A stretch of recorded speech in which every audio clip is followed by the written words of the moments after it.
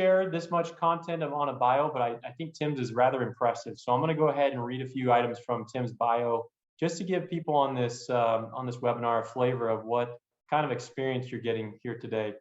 He serves as the Senior Vice President in Commercial Banking at Arizona Bank and Trust. He's been there for more than 20 years doing commercial banking. He leads a team of commercial bankers as a player coach. He helps local business owners to implement innovative capital and treasury management solutions and helps them meet their business and personal goals. He received his bachelor's degree from U of A, Business Administration and Finance. He loves Arizona. He's involved in the community. He's a member and treasurer and board member of the Family Promise of Greater Phoenix. And he's been involved in various and numerous ministry, leadership, and financial related roles in nonprofits throughout Arizona. So really excited to have you here today, Tim. Thank you for joining us. Thanks so much for having me, Tim. Absolutely. Well, let me jump into our to the next phase of this presentation. Disclaimer, but the thing that I often give updates on to business owners is just what's going on with COVID and what's happening with business owners relating to COVID. So there's been recently some lawsuits. This one specifically happened October 13th. DOL is the Department of Labor is the office that assists the Office of Safety and Health Administration, which is called OSHA. And so many people know OSHA. Well, the Department of Labor is enforcing or seeking litigation against this company because they terminated an employee who sent an email based upon other people potentially being exposed to COVID. And so if you come back to safety and health in the workplace, it's very difficult to trace COVID and where it originates from, who gets sick from it, all that. But it's not hard to trace retaliation. And that's often the bigger claims in a discrimination, whether it's this or other types of claims. The action that happens after the person complains about something, that's called retaliation. If it's a negative action, that's what typically litigation surrounds because it's very provable or not provable. And so that's what this is about. You can see here, I've included the email below. This, I want to give credit to the source of this content. This is from SHRM. So if you have more, want to look at more of this article or other things, go ahead and look at SHRM.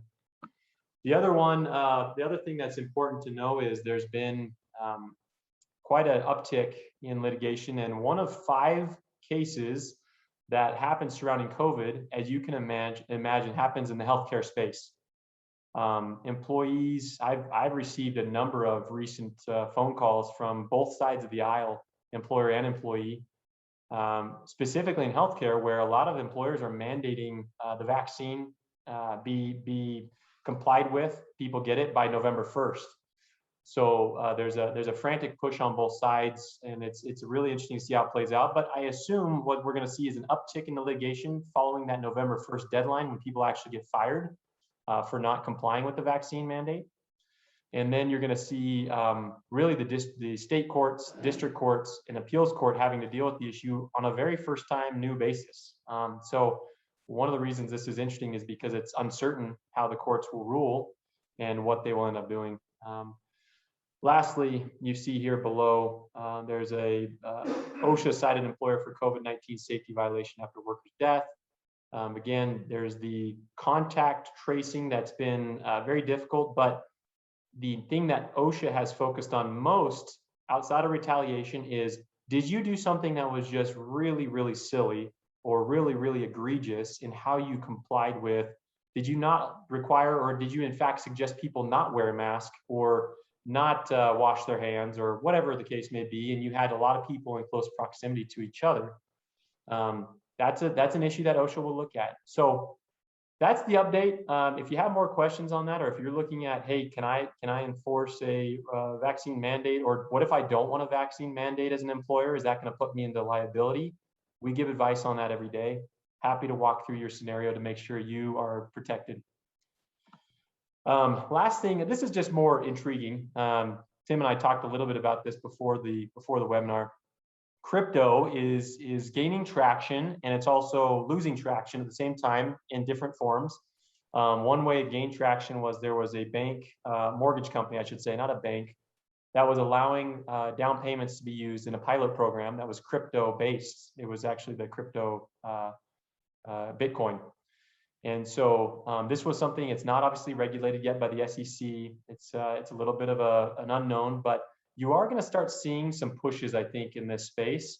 And that will open up a lot of questions. We'll see in the near future. Maybe we'll have crypto 401ks. That could be interesting. Well, let me jump right into why we have Tim here.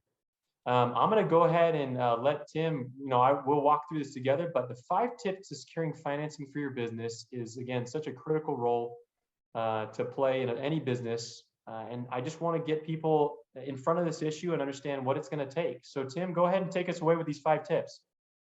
Appreciate it. Thanks again, Tim. It's good to be here. Hello, everyone. Yeah, we put this together, Tim and I, to help you understand some of the ways that a banker looks at this. The first one, as you can see, is know your banker. And as Tim and I have talked about, every bank has its box, right? And most of their boxes are pretty similar. But we can go outside those boxes if we understand the situation. So my recommendation, again, I guess it sounds a little self-serving, but know your banker. Know your banker, let them know your business, give them the opportunity to know you over time. And most loans are going to be approved based on, your cash flow and your credit and all of those things that you can control. But if you're outside of the box in any one of those areas, having that relationship with a banker that knows that you're a good business owner, knows how you think, knows your integrity, can make all the difference in pushing you over the line in a borderline type of situation. Yeah, that's going to be really critical as we talk through this. Show some of the scenarios we'll go through, but it's such a simple business. We all know this. Relationships are the key to a successful business. We don't often use that in the context of a banking relationship. I'm not sure why, but I love that idea. And as we go through some of the scenarios, like I said, you'll see how it actually plays out in reality, how a relationship can be the key difference. Not because you can bend the rules to get financing, but because then the banker can actually provide a service for your unique needs, not, hey, do you fit this box or not? No, okay, sorry, we can't help you. So I love that idea. All right, so next one, be profitable and retain earnings in the company. What does that mean? Yeah, thanks, Tim. Again, I think it's obvious everyone's in business to make money. Everyone wants to make money, but at the same time, there's that tension of nobody wants to pay taxes, or they want to pay as little taxes as possible. And sometimes that manifests itself in a tax return that looks like the company doesn't make money, which is great on the tax side, but not good when a banker's trying to figure out your ability to repay a loan. And so in the banking industry, we say you can't really have it both ways. You can either avoid paying taxes or you can get loans from the bank typically. So there has to be a balance there in showing your profitability, or I have to look at, I have to go to a regulator and say, hey, we did this loan with a company that's losing money. I know there's a lot of ways to explain why your taxes might show a loss or not enough income. But the more we have to make exceptions, just the more difficult it becomes to make that make sense. No, and that also, go ahead. I was just going to say that goes into a concept too of the what is it that banks look for most when they're lending is not necessarily the assets you have on hand, but it's your profitability. It's what money comes in, and then how it goes out the back end and what's left. And what you're really talking about right there is when you have a clever accountant and the goal is to minimize taxes, and there's ways to increase expenses or whatever else may be the case to show reduced income, that can come back and hurt you, is what we're talking about right now, in the sense of, oh man, you show a very little profit. Why is the bank can't lend you based on profit? Because cash flow is my number one way I'm going to recover the money that we're lending to you. So that's a unique concept that we really, as business owners, have to start thinking of. If you've already employed some pretty aggressive tax strategies, one thing to think through is it's never too late, and you can always amend if it's a financially reasonable way to do it. You can always amend tax returns and show different, if it makes sense to show the profit that would provide an opportunity for you to get lending. So Sorry to cut you off there, Tim. Did you have something else on that one, or we jump into the next? No, not at all. I would like to touch on this retaining earnings in the company part. And again, exactly what you said about cash flow is what pays our loan.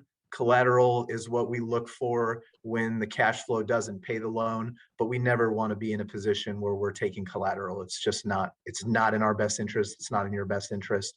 We want to make sure that the cash flow, that we can show that there's sufficient cash flow for you to pay pay the loan back. But with respect to retaining earnings in the company, that's another issue we see. Businesses can be very profitable, but the owners take the money out and do other things with it. And again, it's the business owner's money. They can do what they want, but the bank wants to see that there's money staying in the company, that the business owner is invested in the growth of the company, and the bank will also then invest in the growth of the company. And a good way to look at that is your retained earnings are really the business owner's money that's funded the assets. So you have assets on the top line, your business has assets, they're worth what they're worth. And there's two ways to fund those assets, essentially. One is your money retaining your earnings in the company, and the other is other people's money, which is the debt, which is the banks, which is your trade receivables or any other type of credit cards or loans that you have. The bank wants to see that you are putting a fair share of yours in there. Typically that number is 4-to-1. If the other people's money is more than 4 times your money, the bank a lot of time is uncomfortable with that situation. Oh, that's interesting. That's an interesting ratio to think about. All right, so next, having quality financial reporting. What does this mean to the bank? So I think that the financial reporting piece gives us comfort with what we just previously talked about, and that's the cash flow. We want to make sure that there's sufficient cash to do the loan, for you to repay the loan, and the quality financial reports has helped there. So there's really 3 primary levels of financial reporting that you would get from a CPA. The first one is an audit. Banks love audits. If you have audited financial statements, we are going to be very happy with the way you prepare financial statements. The next level down is a review. They do some of the things in an audit, but it's not a full audit. It's cheaper, but it also provides the bank a lot of comfort with your financial reporting. The lowest level of CPA assurance is called a compiled financial statement. Again, they do a few tests. You basically present your financials to them. They do a few tests, and they put it together on their paper. So it gives some legitimacy to your financial statements. The next rung down is really your tax returns. Which again, we know that we feel comfortable you're reporting it to the government, so hopefully it's correct. And then the lowest level is really the internal financial statements that's prepared internally by you or by your bookkeeper. And again, those can be great and spot on, and sometimes they're not. Some of the things that we see which would very much make it difficult, balance sheets not balancing, your income statement from year to year, your equity not balancing. Negative liabilities, negative assets that don't make sense, and also your trends, being able to understand your trends. So if your cost of goods sold went up one year, your revenues are up, cost of goods sold's up, maybe you're less profitable, being able to understand those things. The banker's going to look at 3 years of financial statements. We're going to try to understand the trends, what makes this company work, and being able to be able to explain why these changes, why these different categories look different from year to year is going to be very helpful in us being comfortable with your financial reporting. And with that, I know a lot of people get nervous. So man, I've got to get a CPA that's going to audit my financials. No, that's not the requirement. What he's saying is that is a nice thing for the bank, because then it gives a level of assurance. The bank will take your tax returns and your company financials, and hopefully they tie together. Frankly, that's one of the key things the bank will look for there. And if they do, that's sufficient to move forward. They may have to go through their own process to verify certain information through other things, but you don't have to have a CPA audited financial in order to get lending, is I guess what I want to make sure people are aware of. Correct. Yeah. I think so. There is a level of financing at which those will be required. So as the financing need grows, the goal is to have better and better financial reports. If you want a $10 million loan, we're probably going to ask for audits. So as you grow, the desire for the bank to have more assurance, and really you as a business owner to have more of that assurance as you grow and your exposure gets larger, it makes a lot of sense. And there's really good CPA firms that can help you with that. That's great. And then the last thing on that thought was, if you're one of those companies that just started growing, didn't quite get your stuff together quickly enough, or you haven't thought about it until you need the lending to have a really quality set of books, don't panic that you now have to wait 3 years to get a loan. What you can do is, if you've tracked income, if you've tracked what we call revenue, right, and then receipts and expenses, an accounting firm, and there's many that we've worked with, can actually recreate the past 3 years worth of accounting, P&Ls, balance sheets, to get you to the point where you can see if you would then qualify. So that's just a matter of getting the right people in place. It'll probably take a month or two to get them all the information for them to turn it back around. But you don't now have to wait 3 years to then create quality financial reports to then get lending. That's correct. All right, next one up, how much financing you need and how you will use the funds. So this is a key piece that I think is missed often. And there's two kind of cardinal sins in lending. One is lending not enough for the need of the client, and the other is lending too much. And we want to avoid both of that. So the business owner's ability to specify how much they need and why they need it, how it will help the business, definitely helps the bank, and we can help massage those. We can talk about it. If I see your financial statements, I'm probably going to know, going to have a pretty good idea of what you would qualify for and how much you would need. But you coming to me and having already thought through that to the best of your ability is also helpful. I get a chance to understand how the business owner thinks, what their goals are, and then we can set something up that fits where they're trying to go. Oh, I like that. We'll talk a little bit more about that in some of the scenarios, what that looks like, how you might look at that too from a bank side. Last one, keep your credit report spotless. What does that look like for you as a bank? And that's something that I think everyone understands, the need to have your personal credit good. Everybody desires to have that. The credit score isn't the biggest issue. It's really payment history when I'm looking at payment history. So there's reasons scores can be lower or higher. I don't put a lot of concern in the score. Obviously, if you have an 800 score, you're going to have a really great credit score. But we look really at the payment history.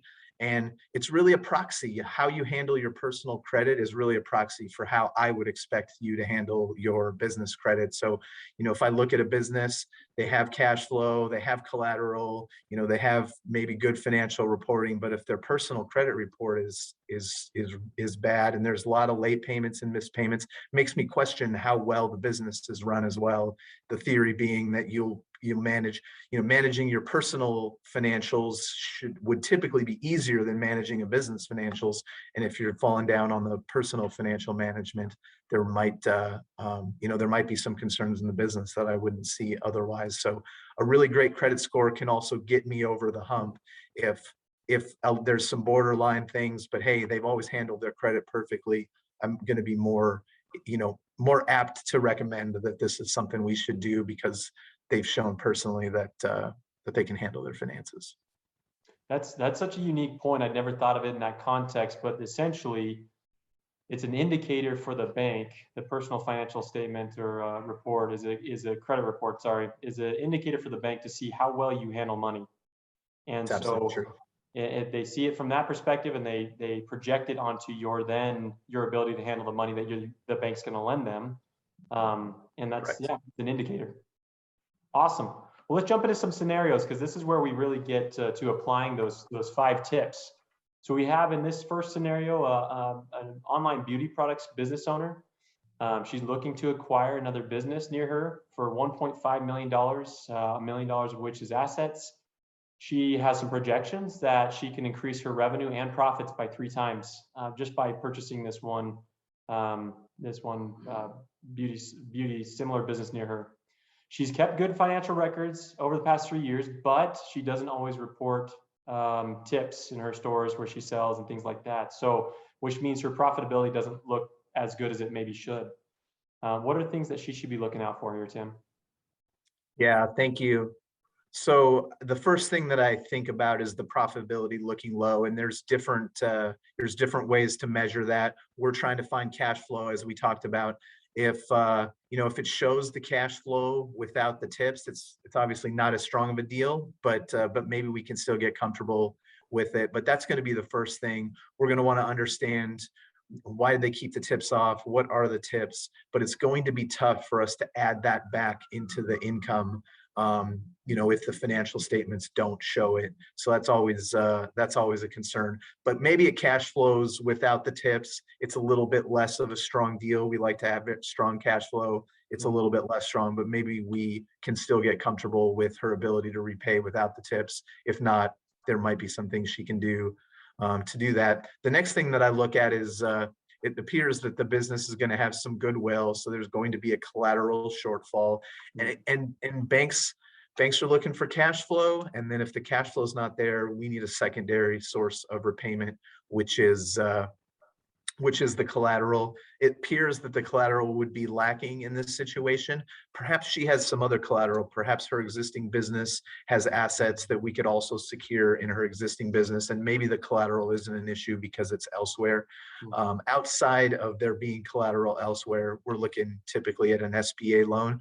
The SBA loan will not deny loans because of lack of collateral. However, they will take any piece of available collateral that's available. So if there's personal residence with equity in it, all that stuff would have to be wrapped up into an SBA loan. But if the net result is a lack of collateral, the SBA can still get comfortable with it. And if it's not too significant of a lack of collateral, the bank can get comfortable with that as well. The other thing I'd point out is she's projecting that she can increase her revenue and profit by 3 times. And I'm assuming she's telling me that and not necessarily showing it. It would be really important for us to see a business plan, to understand these projections, how she's going to get to 3 times, and then the assumptions behind those projections. So we can get an understanding of what's going to change with this company, what's she going to do, what specific actions can she take to get to this 3 times, and then what does that affect on her balance sheet and tax perspective and everything else.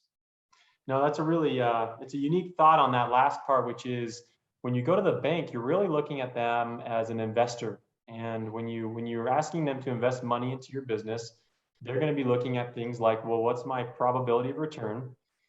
And there's, with that, when you're issuing projections, there's what they call assumptions. What assumptions are you making based upon your future projections?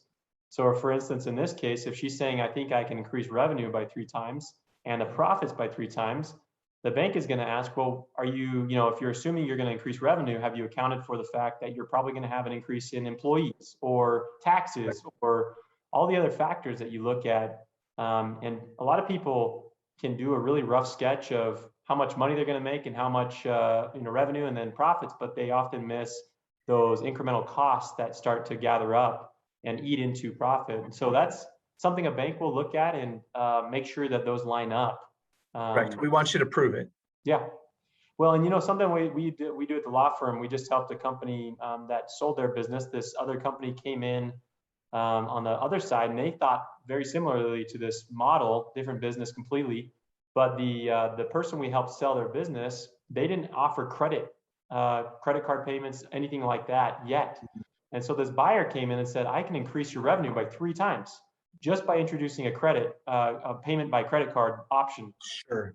And the banks will say, yeah, that assumption, based upon current, revenue, whatever you're making and the need for that product, we could probably get behind that. So if it's just, well, I think I can because I'm a good person, that's not really going to be a good assumption for the bank. Right.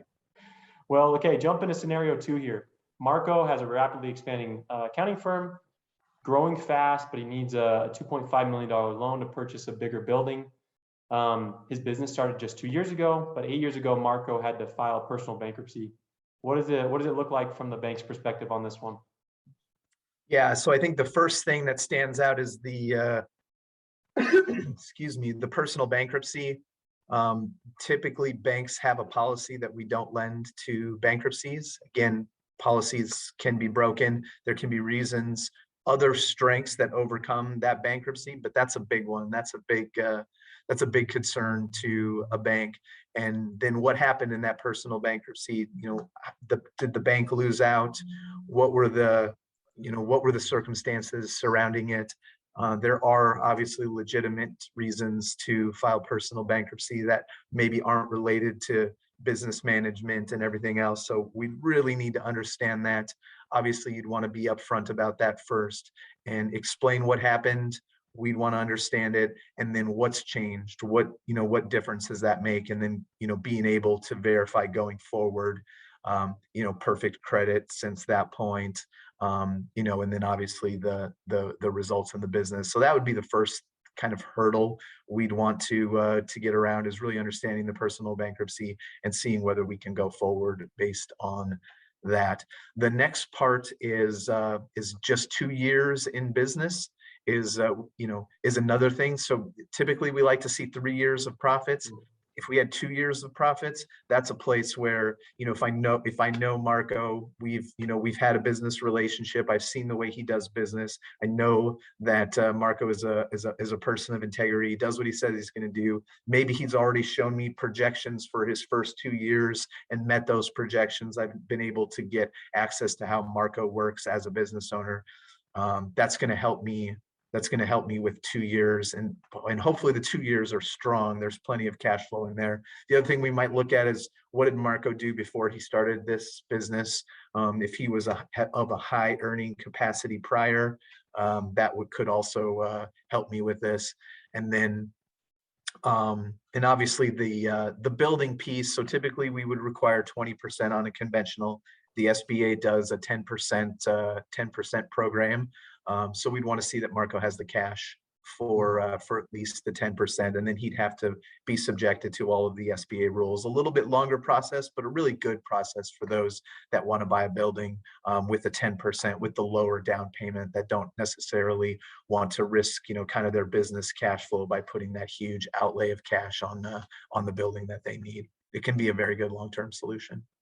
Yeah, no, that's a great walk through the scenario. I think the one thing that stood out to me, you'd mentioned a few times, was that personal relationship. We go back to that point of having that relationship with the banker, getting them to know. Banking is somewhat of a science in that there are parameters that have to be met, but there's the art within it, and that's where I talk about banking as a service, not as a product. You have people like yourself, Tim, that really are looking for, how can I find the best solution for this person? And in Marco's case, immediately there's a red flag. So if Marco is somebody you don't know, he sends in his information, says, hey, I filed bankruptcy 8 years ago. Immediately he gets put into a category of likely not to lend. But you've known him, you know that he's approached you before, he's told you and shown you and proven that the bankruptcy was due to a medical condition or health. He got in a car accident, everything went bad, whatever.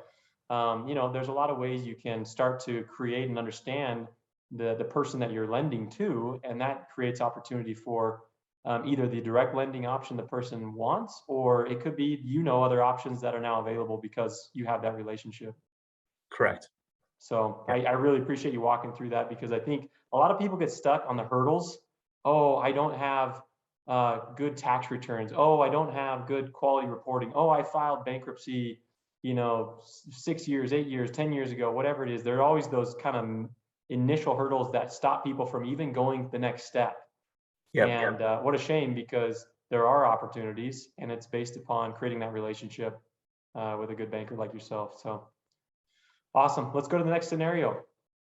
This one's a little different. You have Resistance, who's growing. This is not a real company. I didn't look up if this was a company that existed. So please, this is not somebody I know.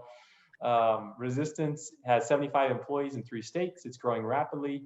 It's a home service company. They would like to open a line of credit as a fallback for payroll. It's $1 million line of credit.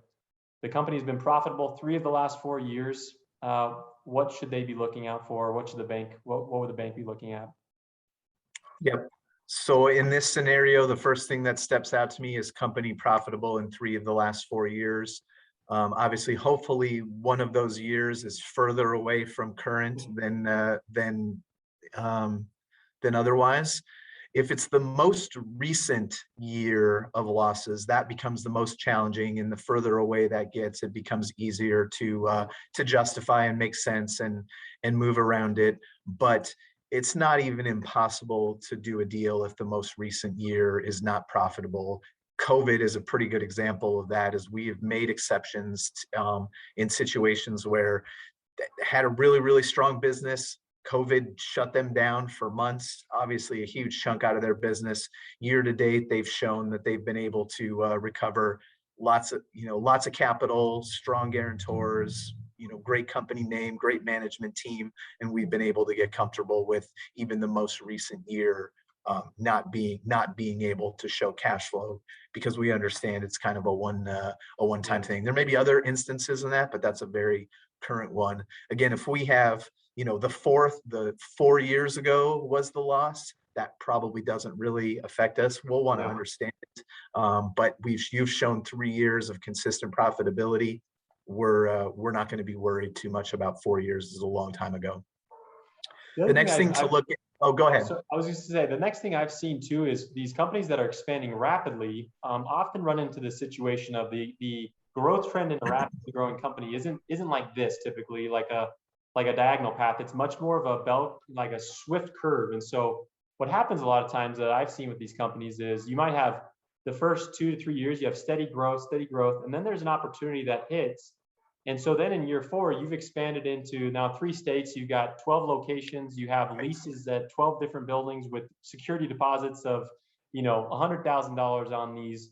And your cash flow and your profitability sinks, not because it's a bad business practice, it's just when you're growing, the growth is eating up the profitability at the moment that they're hitting. And so I imagine a lot of companies, I know a lot, come to banks in these situations because they say, this is when I need help. Before I didn't need it because I wasn't growing rapidly. So in that scenario, is that something that you've seen, and is that something the banks get comfortable with as they see that kind of rapid growth trend and understand?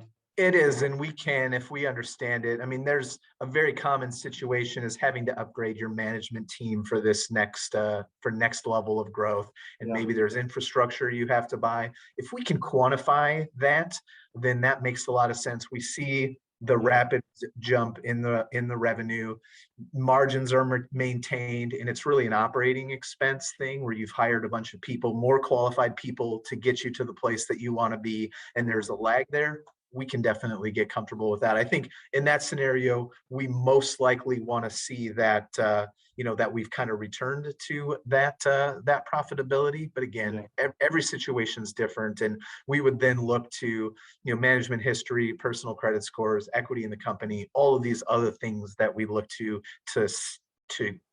overcome the weakness of maybe the cash flow is a little bit tight in that 1 year. Gotcha. No, that's helpful because I've seen that too often. What else did you have? I know you were thinking of something else on this scenario. Yeah, I think again the line of credit, a very typical way to finance a line of credit is with accounts receivable, and so there's different ways that we can do this, especially in a very rapidly growing company. Oftentimes we will put them on what's called a borrowing base. Probably $1 million is probably the smallest we would want to do that type of reporting for a borrowing base. But what it can allow you to do is secure a larger line than you really need right now, with the understanding that you're going to grow into it. So we would, on a borrowing base, we would probably give you 75% of your accounts receivable that are under 90 days. We would not let you use things like, if you're in a contract or bonded receivables, we would take out the retention. If you have foreign accounts receivable, we probably wouldn't let you use those unless we can find another way to mitigate the foreign accounts receivable. And then in inventory as well, we can also lend on inventory, probably at about 50%, and we can build those into. And so maybe your accounts receivable is $1 million today, but you've got contracts, you're going to be at $1.5 million in 6 months. Maybe we give you that maybe we give you that $1 million line, even though you're under the borrowing base, knowing that you're going to get there, and you can't use. You'd be capped at 800 in the first few months until you grew your accounts receivable to a point where it makes sense. So we see situations like that.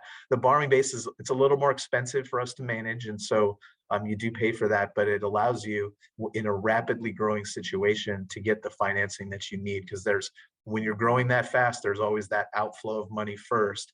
So we'd want to understand your cash flow cycle. How long does it take you to get paid? Is that a Yeah. reasonable amount of time to get paid? And then how fast are you paying as well, which is another way that we help. A lot of times, people are against credit cards because they feel like it's debt. They don't want to be in debt. But a credit card allows you to manage that cash cycle better, where, you want to pay your clients right away. But if you pay in 10 days versus 30 days, that's a lot of cash. That can be a lot of cash that you're letting out the door, that you don't have to pay, your employees in that Yeah. short period of time.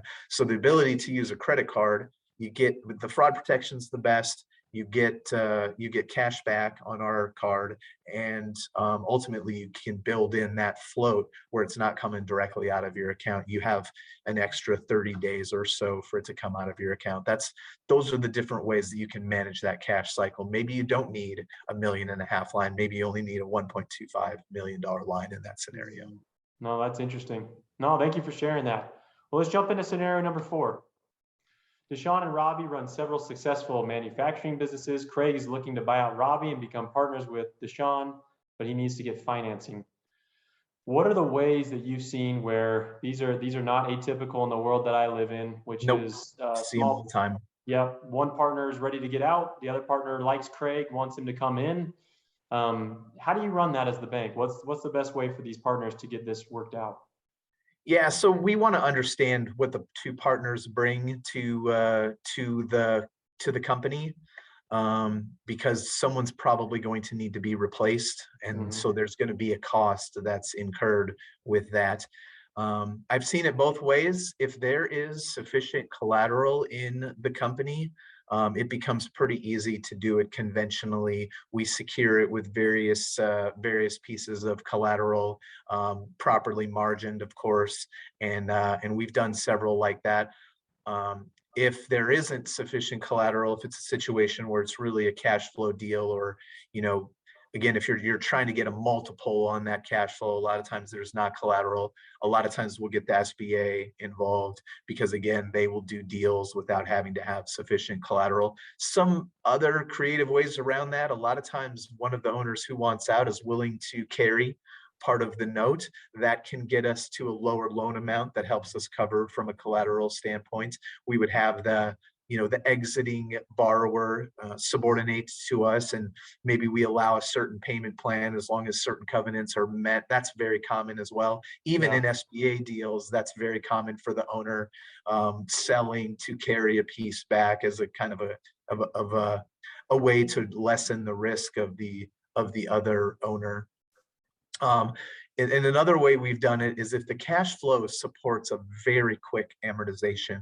We've done buyouts, maybe a 3-year loan, several $1 million, where maybe we'll take a cash flow shortfall because the amortization is going to be so quick, and the cash flow, maybe it's 1.5 cash flow, and we can get it paid off over 3 years. That's another way that we've seen that work without the SBA. Let me But just lots of opportunities here. The fact that it's a manufacturing business means there's probably some pretty good assets. Yeah. So we can be creative with, how we structure it, as long as the cash flow is there. Now, let me just break this down for those that are probably new. A lot of people have never sold a part of their business or all of their business. But in this scenario, what's being lended to is the company is receiving the lending, not the individual Craig. So basically, the bank is lending to let's call this ABC Manufacturing Company. The company Correct. then uses the money from that to pay Robbie, sorry.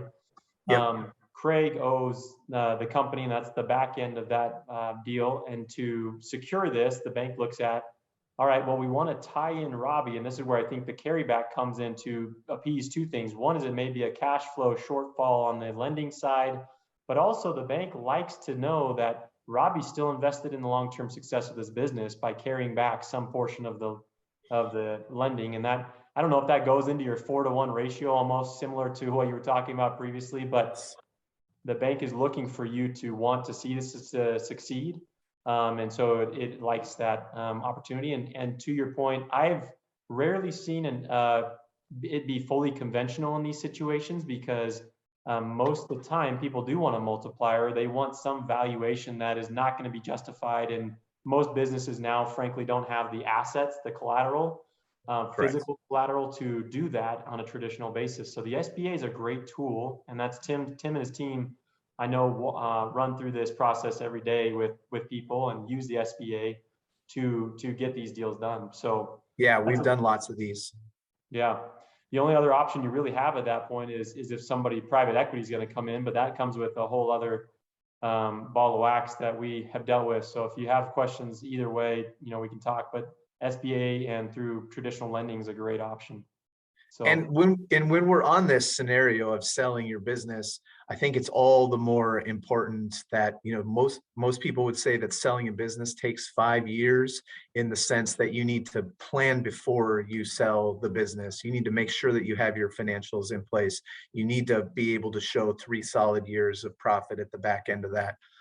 So you never want to be in a situation selling your business where you're like, I got to get rid of this in a year. You won't have had the time. Or what most people would recommend is always be ready to sell your business. Have your business in a situation where you could sell it at any time if you needed to. You've got all the backup. You have all the financial reporting, everything that you need to show, hey, this is the value. Because the more of that you've already put in place, the more of a management team that doesn't need you as the owner stepping out, there's more to buy in that situation. So it's a planning process to get top dollar for your business. no, it makes sense.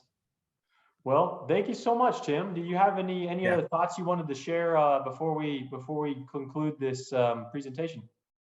No, not really. I just encourage all the business owners. I'm passionate about local business. So keep doing what you're doing. You guys and gals make a huge difference in our economy and in people's lives. I know that it can be a lonely place to be. So seek counsel in other business owners. Seek counsel in your trusted advisors, and keep your heads up. You're doing good work. I appreciate it, Tim. And you're right. Sometimes it is something you're very passionate about, but it can be a difficult endeavor when you feel like you're doing it alone. So that's why I really enjoyed these webinars, is getting people in different areas and backgrounds, just like yourself, to provide some input, some thoughts. I know when I first started my business, I had no idea how to secure financing or lending. I didn't understand the process. I didn't understand what it took. And that's usually the biggest hurdle people have, is just the knowledge of how do I do something. So we really appreciate you again. I really value your input, value That's been fun. what you've done today. So look forward to speaking with you again. Thank you, Tim. Thanks again, Tim. Appreciate it. All right, bye.